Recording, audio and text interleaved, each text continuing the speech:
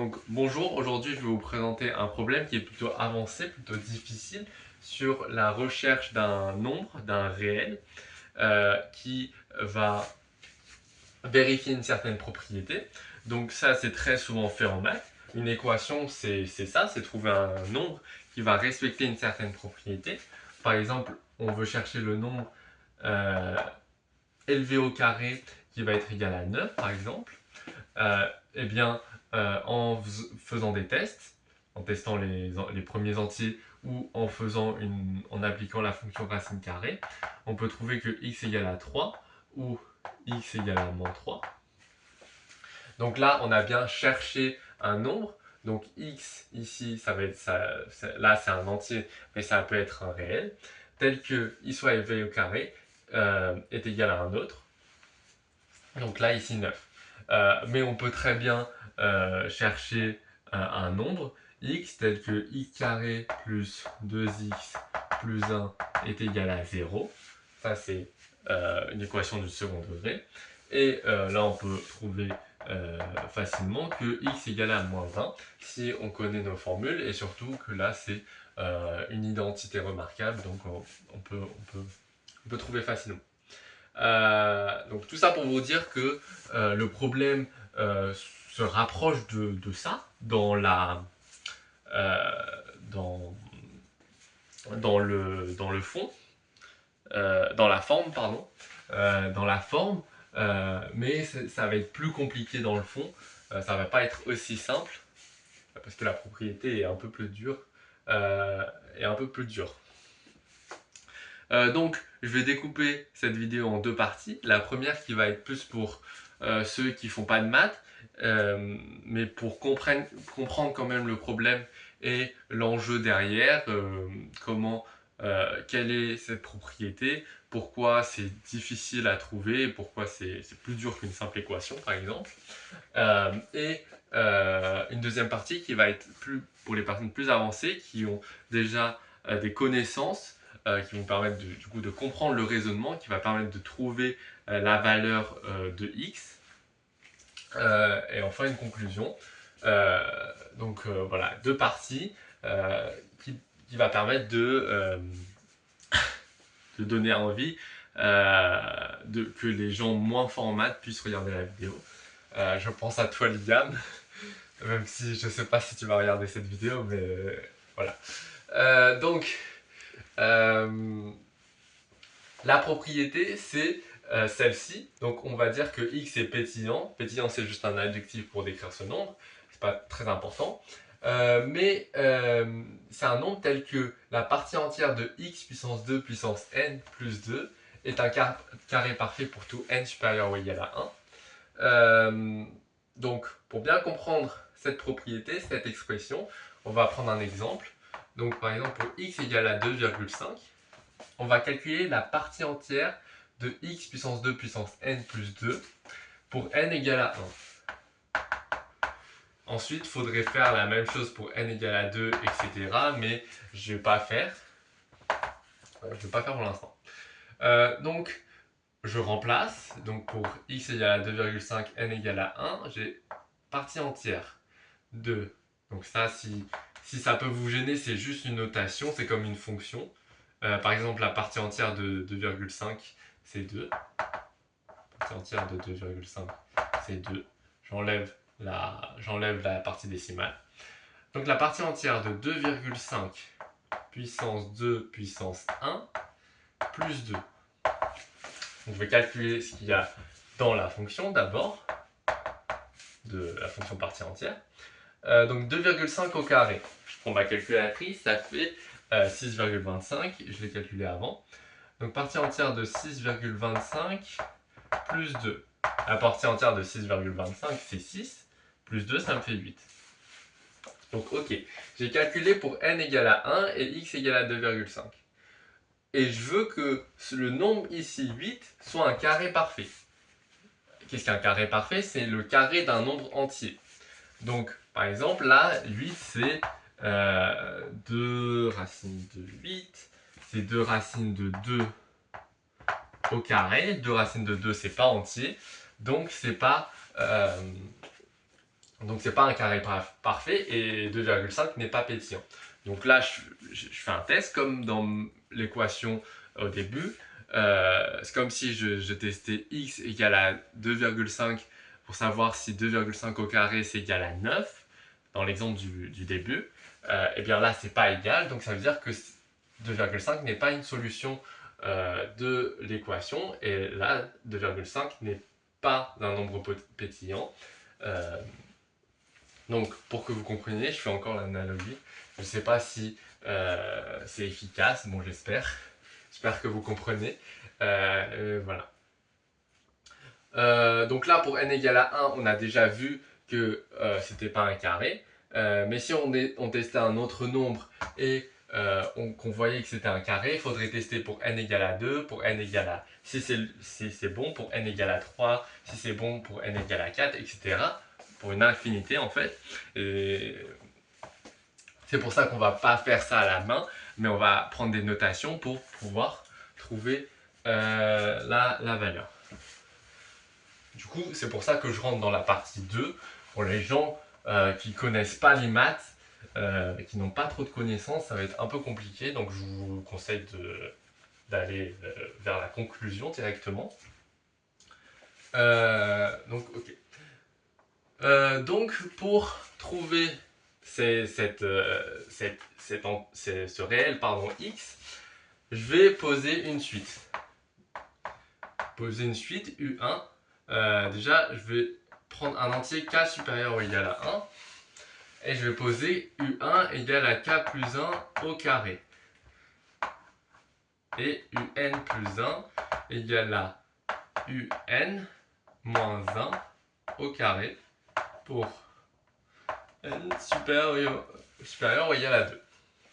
Pourquoi je pose cette suite? Eh bien, ça va... Là, on a dit qu'on cherchait un nombre tel que cette expression soit un carré.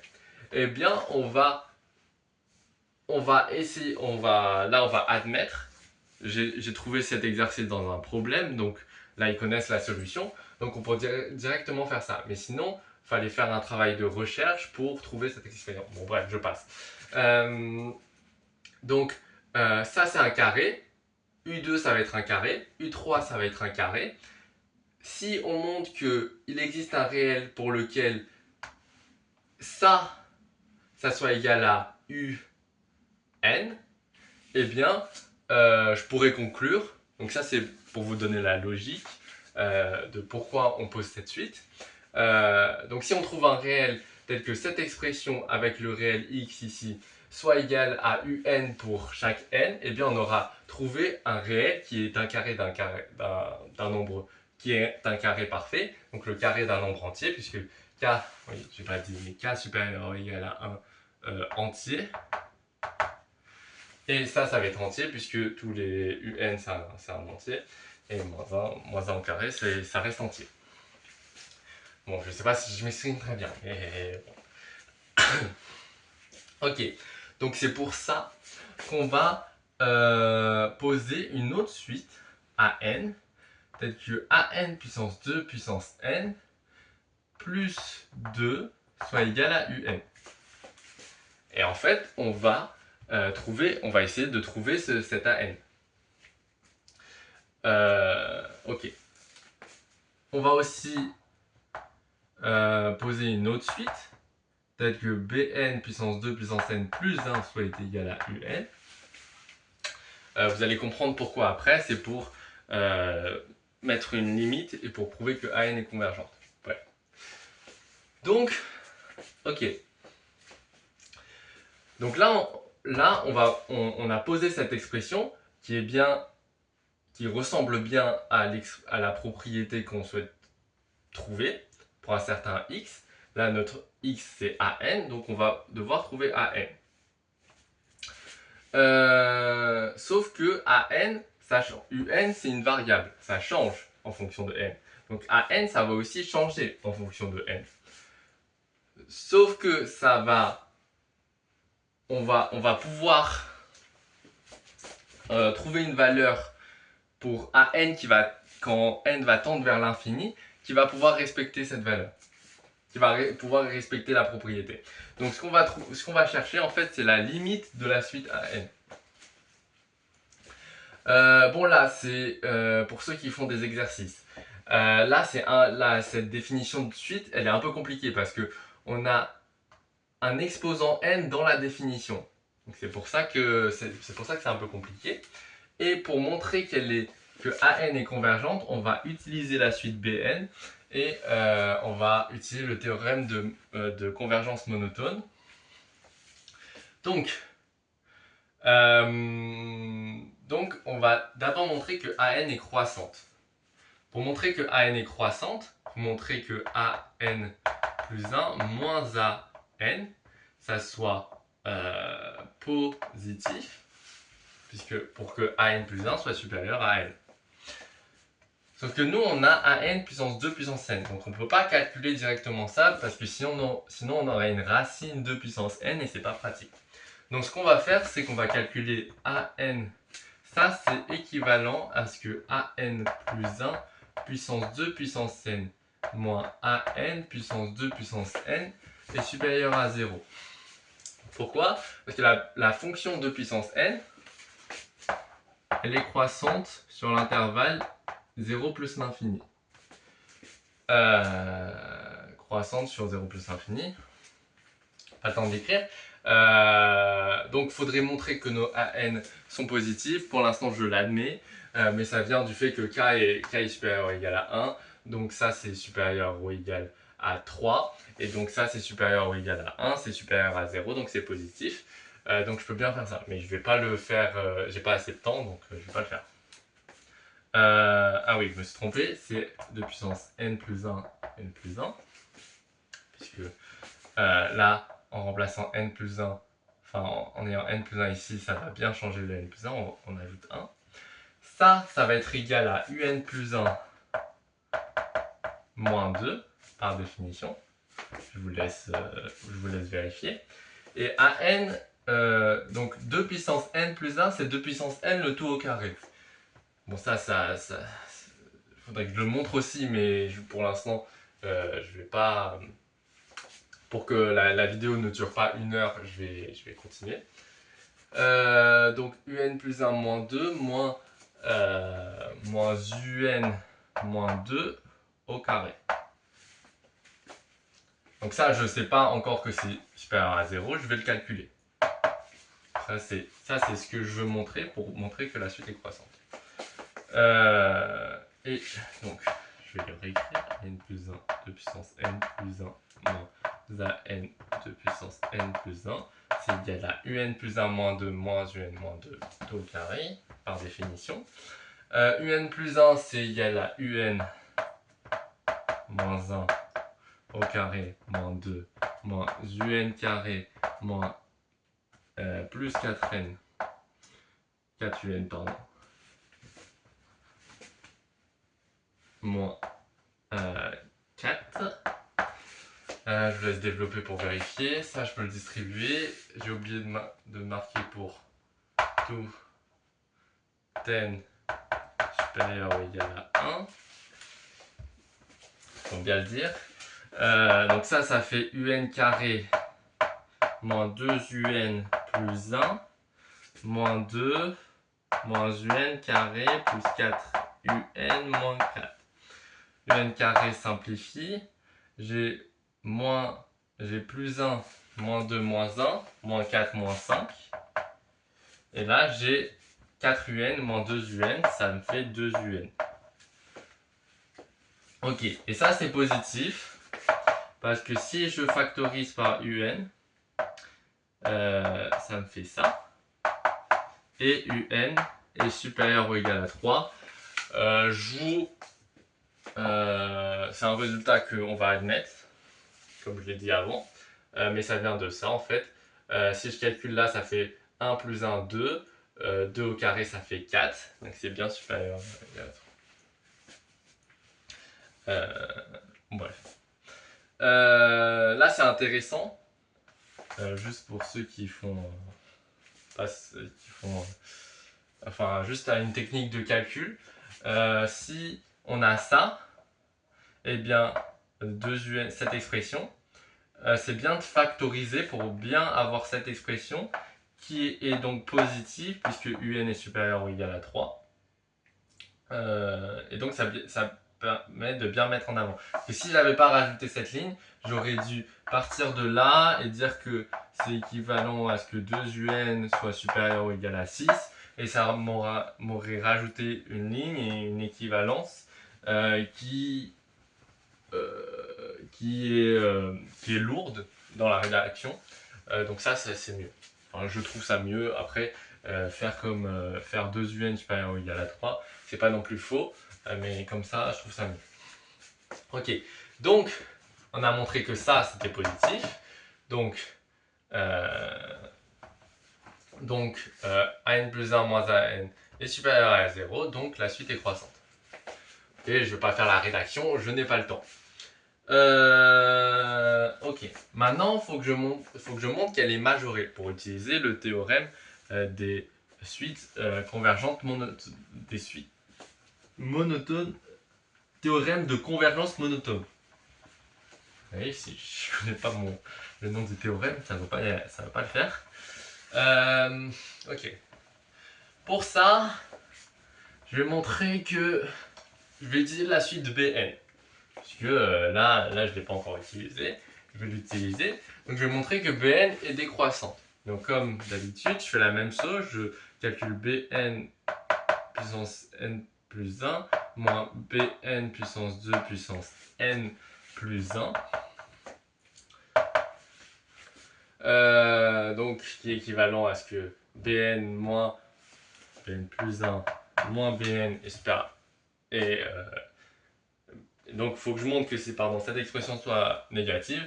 C'est équivalent à ce que Bn plus 1 moins Bn est négatif, donc que la suite est décroissante. Ok, donc, j'ai que ça, c'est égal à un plus 1 moins 1 par définition de la suite, pour le rang n plus 1. Et là, pour le rang Bn, j'ai un moins 1, le tout au carré. Ok. Un plus 1, c'est comme... Donc c'est la même expression.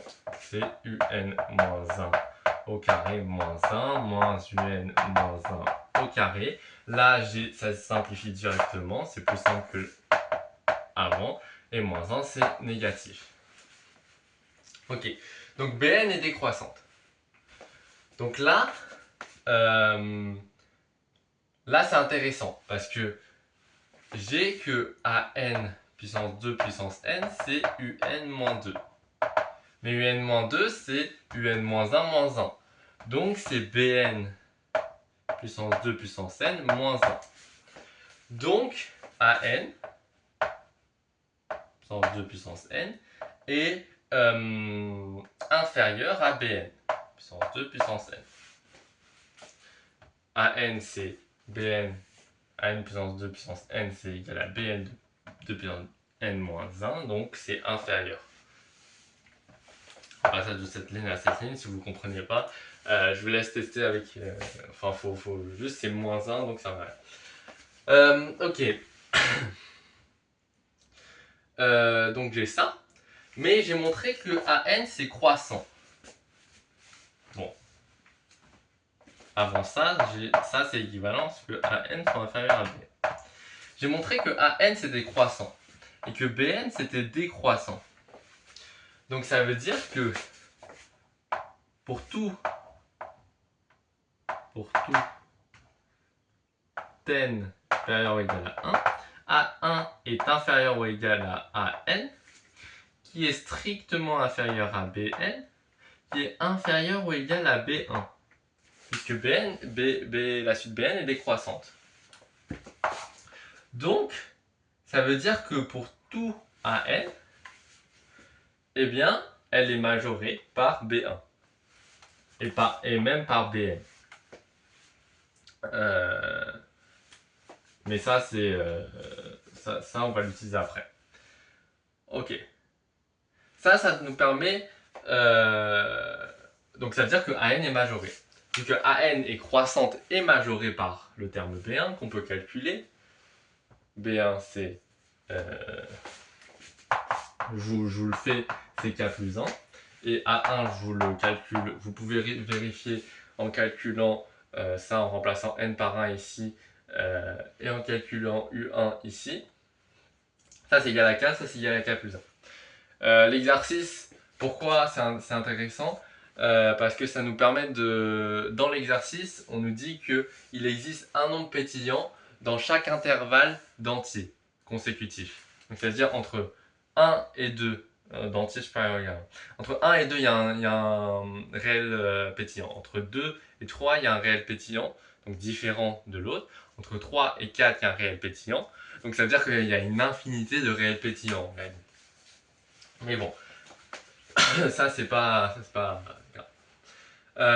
Et en plus c'est les seuls, mais ça c'est la partie d'après, je vais pas la faire dans cette vidéo. Déjà qu'elle, je pense, elle dure bien longtemps. Donc très bien. Donc je vais effacer, je vais faire une pause et je reviens. Donc j'ai remarqué que vous voyez pas en bas à droite. Du coup j'ai réécrit le résultat ici. Mais en gros, du coup je réexplique très vite. Donc AN est croissante, donc tous les termes AN sont supérieurs au premier terme. BN est décroissante, donc tous les termes sont inférieurs à B1. A1 c'est égal à K et B1 c'est égal à K plus 1. Donc AN est minoré par K et majoré par K plus 1. De plus, AN, on a montré que AN était croissante, donc par théorème des limites convergentes, je sais plus comment ça s'appelle. Théorème de convergence monotone, de la convergence monotone, je ne sais plus. Mais on a que la limite de n, donc cette limite existe, et on va la noter alpha. Limite de n de AN quand n tend vers plus l'infini. Et on va montrer que cette limite, que alpha est pétillant. Ok. Là, on va réutiliser ces deux suites. Vu que alpha, c'est la limite de AN, on a que alpha, c'est inférieur ou égal à AN. Tout n supérieur ou égal à 1. Et c'est inférieur ou égal à Bn. Ça, on l'admet, je crois. Mais de toute façon, peut-être par définition, c'est vrai que alpha, c'est la limite de la suite AN et que AN est strictement inférieur à BN. Ça doit être vrai. Il y a même une...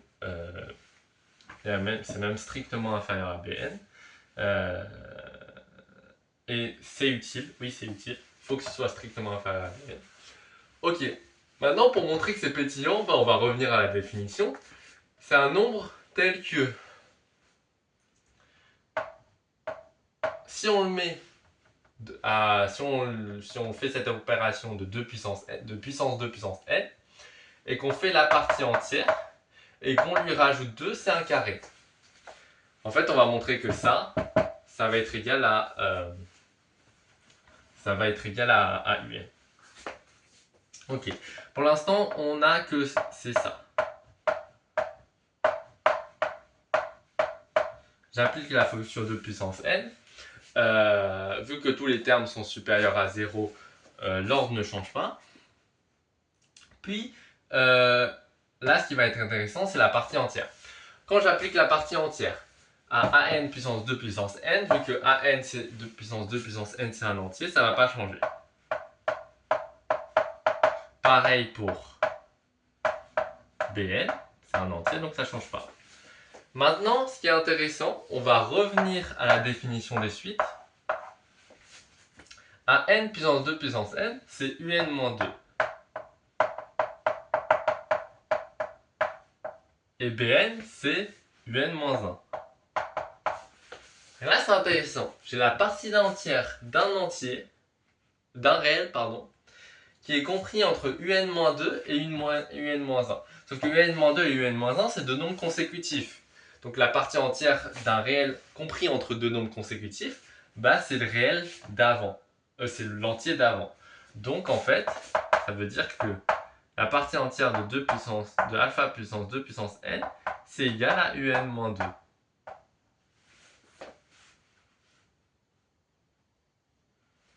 Et maintenant, j'ai juste à rajouter 2. Plus 2, c'est égal à un. Et un, c'est quoi? Eh bien, c'est un carré. Donc, comme je l'ai dit au début, si on montre que un réel puissance 2 puissance n partie entière plus 2 est égal à un, eh bien, ça montre qu'il existe un réel pétillant qui va être cet entier alpha du coup ici, puisque un, par définition, c'est que des carrés. Et c'est pour ça qu'on a défini cette suite comme ça. Et ensuite, c'est pour ça qu'on a défini ces suites. Je vais le faire dans la conclusion de toute façon. C'est pour ça que je présente ce problème et qu'il est intéressant. C'est parce que toute la logique derrière l'exercice est, je trouve, brillante de ce qu'on a fait. Donc, alpha est pétillant. Donc ça c'est... Donc, alpha est pétillant. Ok. Donc, pour conclure, avant de conclure, il y a un autre exercice sur l'unicité de la suite, mais sinon la vidéo elle va être trop longue, donc je vais pas le faire et en plus c'est moins intéressant que ça. Donc pour conclure, on avait un problème qui était qu'on devait chercher un nombre qui vérifie une certaine propriété. Cette propriété, c'était que l'expression partie entière du réel qu'on cherche, puissance 2 puissance n plus 2, est un carré parfait pour tout n supérieur ou égal à 1. Pour chercher cet entier, on a posé une suite un qui sont tous des carrés et qui est une suite de carrés qui est raisonnable, qui est logiquement bonne, puisque là on a des carrés qui sont croissants et cette expression, elle est croissante, puisque quand n augmente, eh bien 2 puissance n est supérieur et x puissance 2 puissance n est plus grand. Donc on a une suite de carrés croissantes qui peut vérifier, qui peut être égale à cette expression. Et en fait, on a montré que du coup x existait. Mais en fait, j'essaye de vous montrer la logique derrière tout ce qu'on a fait, derrière tout le raisonnement en fait. On a posé cette suite. Ok. Ensuite, en posant cette suite, on a posé une suite AN qui a la même expression que celle-ci, sauf la partie entière. Sauf que, tel qu'on a posé la suite, eh bien AN puissance 2 puissance n, AN, ce sera toujours compris, ça va pas bouger beaucoup, et ça va être toujours compris entre K et K plus 1. Puisque là, ça va suivre la croissance de 2 puissance. Attendez. Ok, pardon pour cette pause. J'ai passé un truc. Ok, donc je reviens, je sais plus où j'en étais. J'étais sur cette suite. Donc on a posé une suite qui ressemble à cette expression pour isoler ce AN. Et en fait, la croissance de UN, elle va suivre la croissance du 2 puissance n et pas de AN. Donc AN, elle va augmenter, mais très faiblement, et c'est ce qu'on a montré. Ce qui veut dire que quand la valeur limite de AN, elle va toujours respecter les propriétés du premier terme A1. Bon, c'est un peu compliqué, mais... Ok. Juste, la croissance, elle vient du 2 puissance n et pas du terme AN. Donc ça veut dire que AN n'augmente pas comme UN. Ensuite, on a posé une autre suite qui ressemble à la suite AN, sauf que cette fois-ci, UN c'est pas plus 1, c'est pas plus 2, mais c'est plus 1. Ça nous permet d'avoir une valeur qui va être supérieure et de montrer que la valeur de alpha, là, va être inférieure à ce terme, ce qui va nous permettre de montrer que la partie entière, c'est bien la valeur du dessous, c'est bien la valeur de AN qui va respecter la propriété, cette propriété. Donc là aussi c'est intéressant, si on n'avait pas posé cette suite, on n'aurait pas pu prouver que la limite de la suite AN c'était bien un réel pétillant. Donc ensuite le raisonnement il est celui qu'il est, je ne vais pas le détailler, mais je trouve ça quand même très intéressant, très ingénieux par les créateurs de l'exercice, je sais pas comment ils ont fait, mais d'avoir tout ce raisonnement qui permet à l'élève de pouvoir conclure et de pouvoir montrer que du coup ce réel x est pétillant, que le réel x pardon, est pétillant et qu'il existe et que même il en existe une infinité. Alors peut-être je vais prendre 2 secondes pour finir, pour avoir quand même quelque chose de gratifiant. Et là on a juste fait des raisonnements, mais ce qui est gratifiant à la fin, c'est donc de pouvoir calculer une valeur. Donc je vais prendre pour k égale à 1, je vais calculer les termes. Je vais calculer U3, je pense ça va suffire pour donner un ordre d'idée. U1 du coup ça va être 1 plus 1 le tout au carré qui va faire 4. U2, donc je fais ça pour trouver la valeur de A. U2 ça va être 4 moins 1 au carré qui est égal à 9. U3 ça va être égal à 9 moins 1 au carré qui va être égal à 64. Ok, donc A3, il faudrait le faire pour n allant jusqu'à l'infini, mais je ne vais pas faire, j'ai pas le temps. Puissance 2 puissance 3 plus 2 est égal à U3. Donc A3 ça va être égal, donc vous voyez pas, mais c'est pas grave. U3 moins 2 racine de 2 puissance 3. Est-ce que je peux le faire avec cette calculatrice? Oui. Donc 2 puissance 3. U3 64 moins 2. On trouve A3 environ égal à 1,67, 5, 1, etc. Et ce nombre, il est pétillant.